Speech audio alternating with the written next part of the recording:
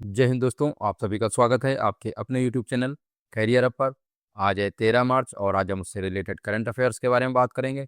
उससे पहले अगर आप इस चैनल पर पहली बार विजिट कर रहे हैं तो चैनल को सब्सक्राइब करके बेल आइकन को प्रेस कर लें ताकि आने वाली वीडियोज का नोटिफिकेशन पहुंचे आप तक सबसे पहले। तो चलिए अपन शुरू करते हैं और चलते हैं पहले प्रश्न की ओर। पहला प्रश्न दिया हुआ है, स्टेनोथोलोरी एक दुर्लभ झींगा सदृश समुद्री क्रस्टेशियन है जिसे हाल ही में भारत के किस राज्य में दर्ज किया गया है। स्टेनोथोलोरी एक दुर्लभ झींगा सदृश समुद्री क्रस्टेशियन है जिसे हाल ही में भारत के किस राज्य में दर्ज किया गया है। Option A Orissa, option B Maharashtra, option C Karnataka, option D Kerala. तो फ्रेंड्स ऑप्शन ए से हो जाएगा। स्टेनोथोलोरी एक दुर्लभ झींगा सदृश समुद्री क्रस्टेशियन है जिसे हाल ही में उड़ीसा राज्य में देखा गया है। ऑप्शन ए से हो जाएगा। बढ़ते हैं अगले प्रश्न की ओर। अगला प्रश्न है, खैबर सेकंड मिसाइल किस देश द्वारा विकसित लंबी दूरी की ठोस ईंधन वाली बैलिस्टिक मिसाइल है। खैबर सेकंड मिसाइल किस देश द्वारा विकसित लंबी दूरी की ठोस ईंधन वाली बैलिस्टिक मिसाइल है। Option A Iran, option B रूस, option C Ukraine, option D Israel. तो फ्रेंड्स ऑप्शन ए से हो जाएगा।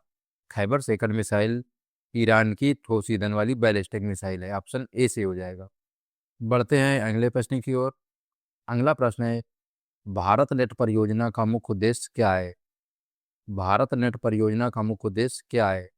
ऑप्शन ए रक्षा बलों को उपचार संग्रह प्रदान करना, ऑप्शन बी भारत की सभी पंचायतों को ब्रॉडबैंड कनेक्टिविटी प्रदान करना, ऑप्शन सी महानगरों में 5G नेटवर्क स्थापित करना, ऑप्शन सी ग्रामीण क्षेत्रों में डिजिटल बैंकिंग सेवाओं का विस्तार करना।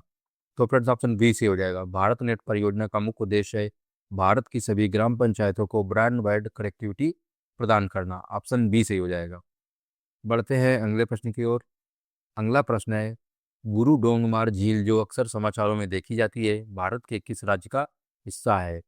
गुरु डोंगमार झील जो अक्सर समाचारों में देखी जाती है भारत के किस राज्य का हिस्सा है। Option A Ladakh, option B Arunachal Pradesh, option C Sikkim, option D Uttarakhand. तो फ्रेंड्स ऑप्शन सी से हो जाएगा। गुरु डोंगमार झील जो अक्सर समाचारों में देखी जाती है यह भारत के सिक्किम राज्य का हिस्सा है। ऑप्शन सी सही हो जाएगा। बढ़ते हैं अगले प्रश्न की ओर। अगला प्रश्न है, मूसी नदी जो हाल ही में रिवर फ्रंट विकास योजना के कारण चर्चा में है का उद्गम स्थल कहाँ स्थित है। मूसी नदी जो हाल ही में रिवर फ्रंट विकास योजना के कारण चर्चा में है का उद्गम स्थल कहाँ स्थित है। ऑप्शन ए नंदी पहाड़ियाँ, ऑप्शन बी सप्तशृंगी पहाड़ियाँ, ऑप्शन सी अनंतगिरी पहाड़ियाँ, ऑप्शन डी नीलगिरी पहाड़ियाँ। तो फ्रेंड्स ऑप्शन सी सही हो जाएगा।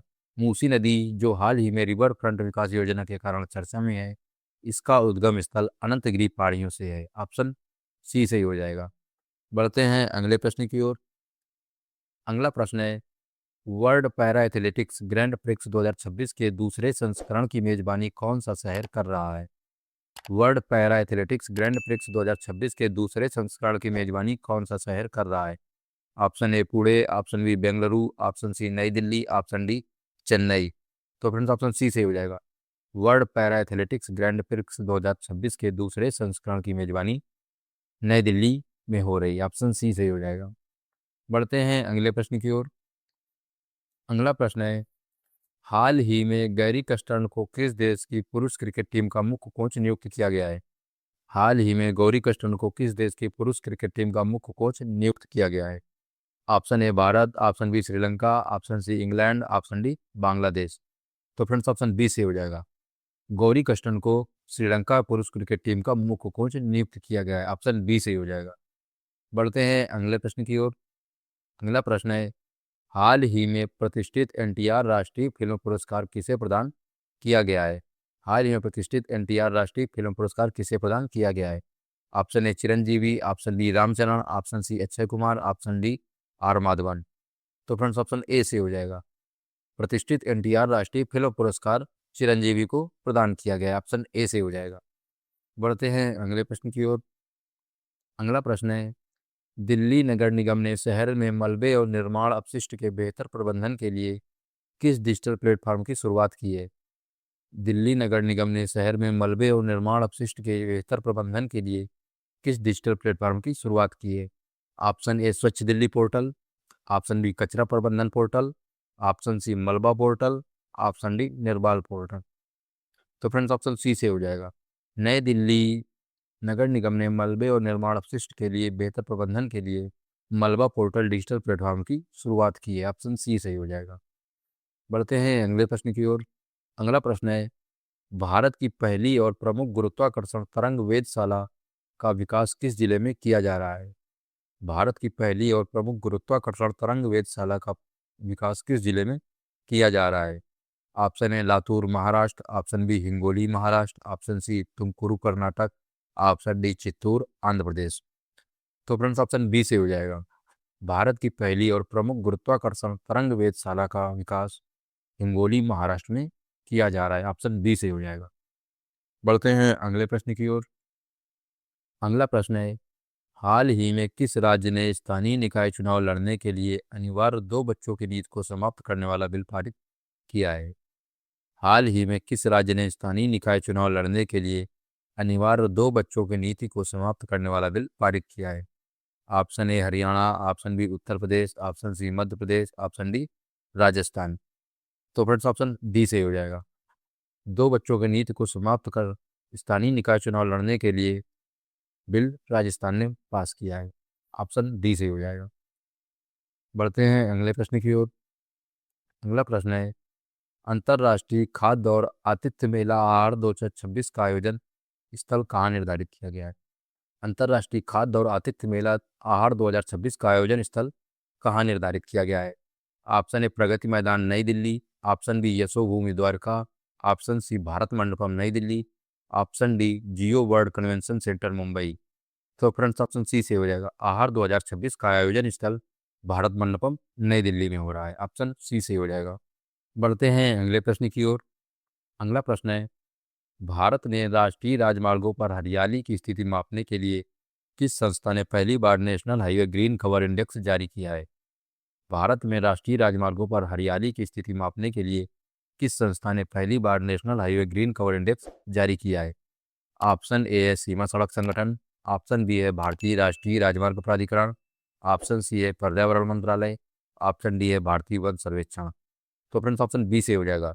भारत में राष्ट्रीय राजमार्गों पर हरियाली की स्थिति मापने के लिए भारतीय राष्ट्रीय राजमार्ग प्राधिकरण ने पहली बार national green highway cover index जारी किया है। ऑप्शन बी से हो जाएगा। बढ़ते हैं अगले प्रश्न की ओर। अगला प्रश्न है, प्रसिद्ध विद्वान के एन पारिकर जिनका हाल ही में 89 वर्ष की आयु में निधन हो गया, किस क्षेत्र के विशेषज्ञ थे? प्रसिद्ध विज्ञान के एन पारिकर जिनका हाल ही में 89 वर्ष की आयु में निधन हो गया, किस क्षेत्र के विशेषज्ञ थे? ऑप्शन ए परमाणु विज्ञान, ऑप्शन बी शास्त्रीय नृत्य, ऑप्शन सी इतिहास लेखन, ऑप्शन डी अंतरिक्ष अनुसंधान। तो फ्रेंड्स ऑप्शन सी से हो जाएगा।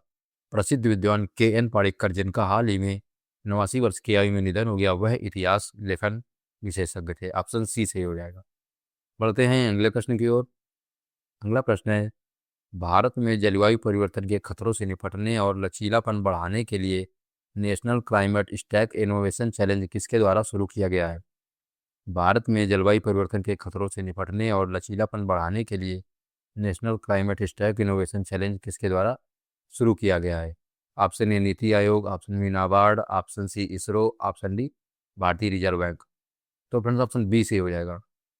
National Climate Stack Innovation Challenge जलवायु परिवर्तन के खतरों से निपटने और लचीलेपन को बढ़ाने के लिए इस चैलेंज को नाबार्ड ने शुरू किया है। ऑप्शन बी से हो जाएगा। तो ठीक है फ्रेंड्स, आज की क्लास में इतना ही रखते हैं। अगर अभी तक आपने चैनल को सब्सक्राइब नहीं किया तो चैनल को सब्सक्राइब कर लें, और अगर आप इस कंटेंट की पीडीएफ पाना चाहते हैं तो आप हमारे टेलीग्राम चैनल से भी जुड़ सकते हैं। मिलते हैं नेक्स्ट क्लास में, तब तक के लिए जय हिंद।